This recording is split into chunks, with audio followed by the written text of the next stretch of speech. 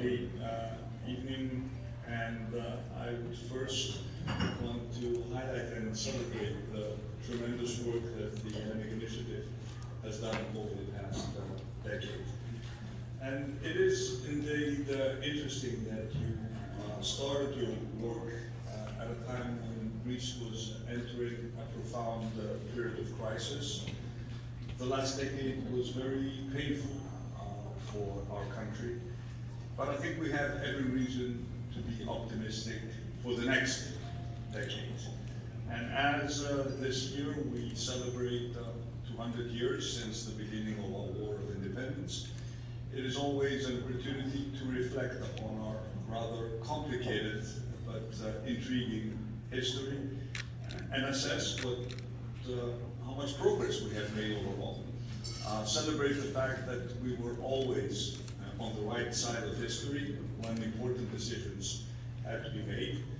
Acknowledge the fact that our history is full of cycles of triumphs and catastrophes, but somehow we always found the power to emerge stronger from difficulties. And we did so because we managed to unite in difficult times to address profound crisis. We did so because we always managed to have the right allies whenever foreign assistance was necessary. We did so because we found this internal drive to overcome difficulties that allow us today to be genuinely optimistic about the future of the country. I've been in power for 26 months now. When we did the calculus, 19 of the 26 months were periods of intense crisis management. Like all governments in the world, we had to struggle with COVID. We did a better job than many people expected us to do.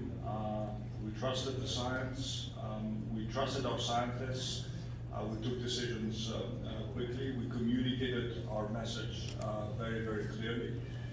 And we did better than many other European countries with much more advanced healthcare systems. At the same time, we had to face challenges on the migration front, challenges with Turkey.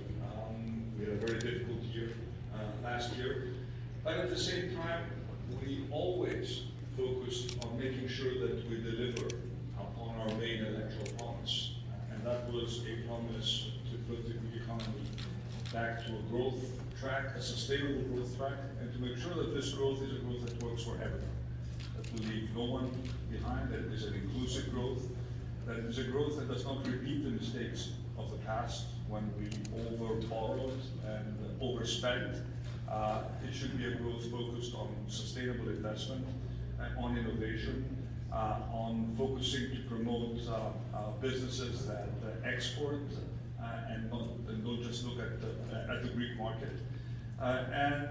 So far, I think the results are very, very supportive of what we have achieved.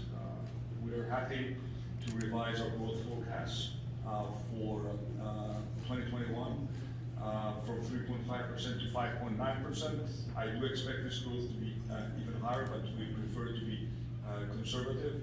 We are borrowing at record low interest rates. There's a lot of buzz in Greece, but also outside Greece about investing in Greece. I've never seen as much interest in long-term investing in the country. Whatever asset is put up for sale, be it private or public, receives valuations that far exceed our most optimistic forecasts. And I think this is a vote of confidence in the government, but mostly a vote of confidence in the Greek economy and the Greek people. You know, the reason why people invest in Greece is not just related to the government. We provide the framework. We view ourselves as catalysts that allow sort of the creative energy of Greece to express itself in the same way that it has done in the US, in Australia. And this explosion of creativity we see in Greece today is particularly encouraging. And people come to Greece not just for the stable political environment, for the low taxes, for the natural beauty when they invest in tourism, for the ample sun and wind when they invest in renewable energy. I think they come to Greece primarily for the people. We have extraordinary people in Greece, a young generation that is extremely well educated, and a diaspora that for the first time is interested in returning to Greece. When you started to work, Andrew, were speaking about the challenge of the greater, about how talented young Greeks left Greece because, frankly, there were no good jobs in Greece. What we see today is the reversal of this trend. We see young people who left Greece over the past decade, eager to return to Greece, to make a living in Greece, to build a family in Greece, and to connect their professional future with the future of the country.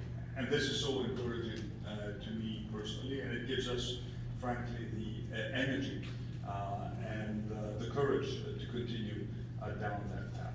I think Greece is much stronger today than it has been over the past decade. It is certainly stronger economically. It's a country that is punching, I think, above its weight in Europe.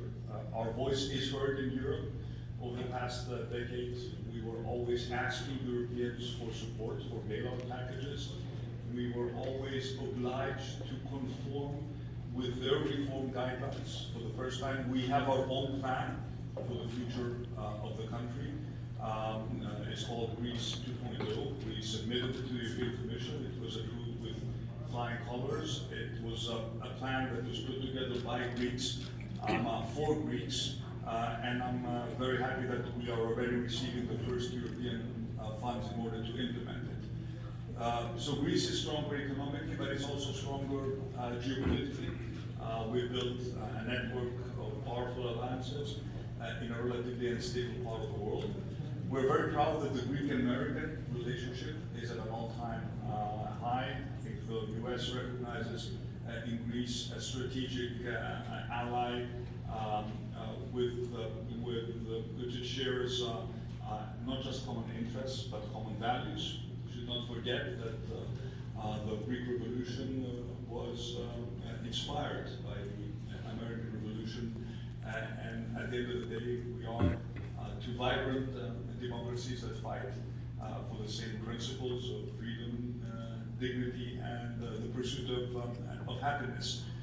We're stronger militarily than we were 2 years ago, 5 years ago, 10 years ago, but we're also stronger in terms of the brand of Greece, in terms of what is so important, the soft power of Greece, the buzz that Greece is creating abroad.